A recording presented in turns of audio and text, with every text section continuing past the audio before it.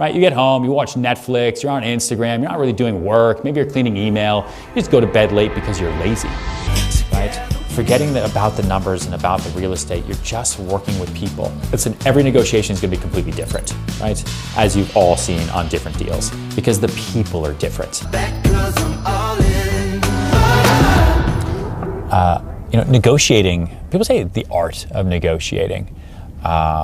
And I like that. I think there is an art to it. It's a craft. The reason I did the negotiating training this morning in the office, and the reason I spent all of January in our separate team meetings talking about negotiating, is because it's the one area of the deal where people need me the most.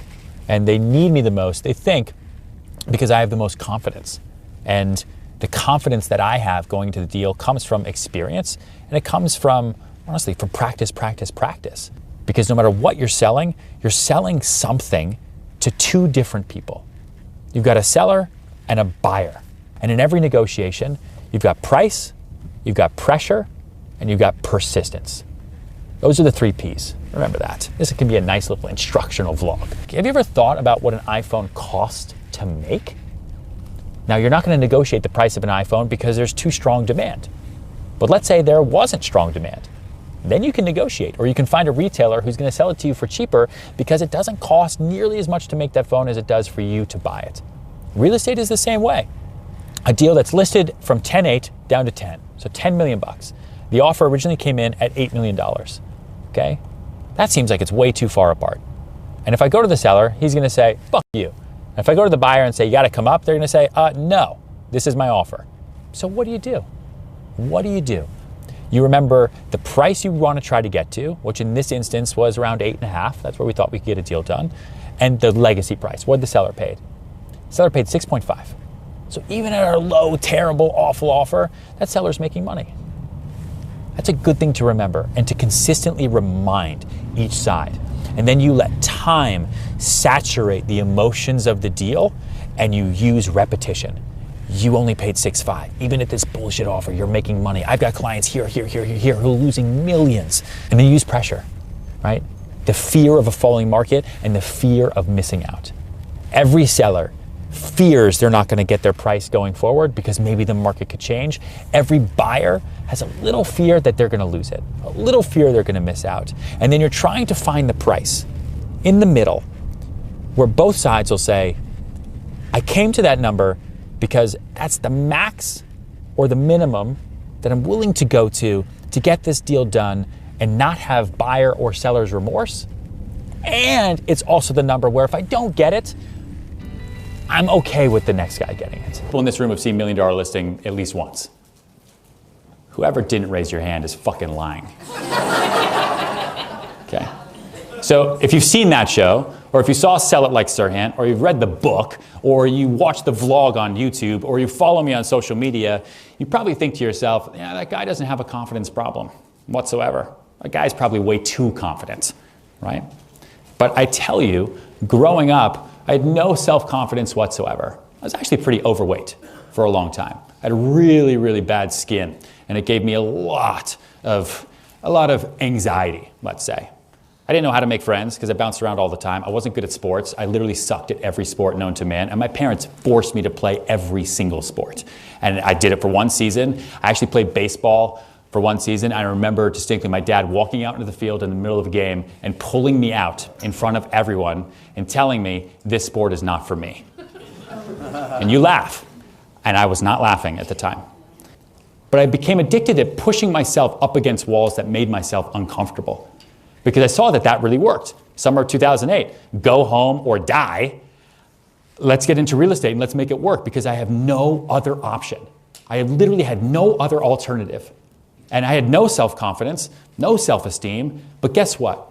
None of these people know me. Every single day I'm going to meet new people. I am now confident.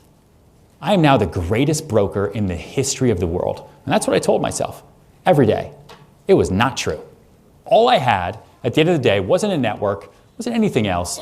I had 24 hours in my day. And I said to myself, if I'm going to make this work, then I will outwork every single person. Okay? This was 2008, right? $1 million listing for me didn't start till 2012. So I had 4 years. So I'm going to outwork everybody, right? So I started waking up at 4:30 in the morning. And I said, you know what, I'm gonna go to the gym at 5. The average person wakes up at, I don't know, 7 o'clock, right? 7 a.m. Some people say they wake up at 6:30, but then they'll snooze. Most people wake up at 7 a.m. And then when they get home at night, they're like, yeah, but I work later. No, you don't, right? You get home, you watch Netflix, you're on Instagram, you're not really doing work, maybe you're cleaning email, you just go to bed late because you're lazy. That's what I honestly believe.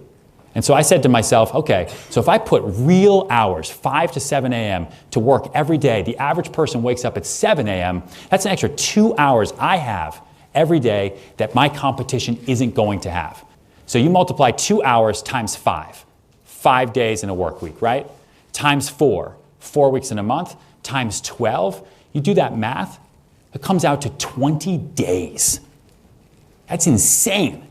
So by waking up 2 hours earlier, that's all I have to do. I don't have to be smarter. I don't have to be better looking. I don't have to have connections. I don't have to travel. All I have to do is wake up 2 hours earlier than the rest of my competition and get to work. And I have an extra 20 days above my competition every year. Above anything, if you remember anything that I'm saying now, it's that, right? You control your own destiny when you wake up every single day. That is my secret sauce.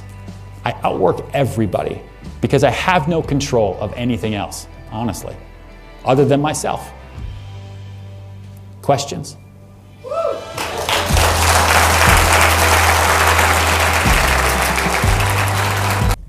Part of the reason I started this vlog was to give people a different look into my life. This is what it's like when you work your ass off in New York City. This is what it's like when you wake up at 4:30 in the morning and you have an extra 2 hours every day like I just talked about up there.